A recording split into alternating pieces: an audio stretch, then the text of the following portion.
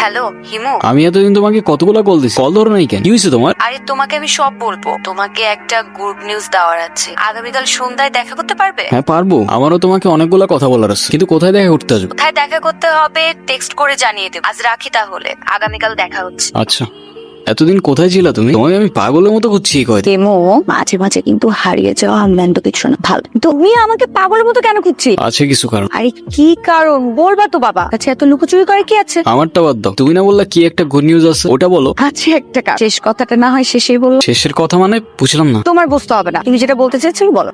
আমি তোমাকে ভালোবাসি রা। ভালোবাসি মানে? হ্যাঁ ইরা, আমি তোমাকে ভালোবাসি। সেই ছন্ন ছাড়া হিমু আজকের হিমুতে পরিবর্তন হয়েছে শুধুমাত্র তোমাকে ভালোবাসি বলে। হিমুর জীবনে ইরা না আসলে এই জীবন কখনো পসিবলই হইতো না। এতদিন আমি কিছু বলতে পারিনি ভয়ে যে আমাদের ফ্রেন্ডশিপটা নষ্ট না হয়। আমি আর পারতেছি না, আমাকে ভুল বুঝো না তুমি। I love you Ira.